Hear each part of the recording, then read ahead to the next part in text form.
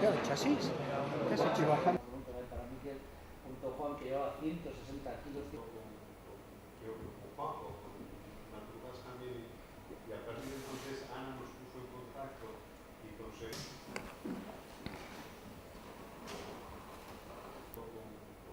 quedó preocupado con Naturas también y a partir de entonces Ana nos puso en contacto y conseguimos Balorazio oso ona, ez?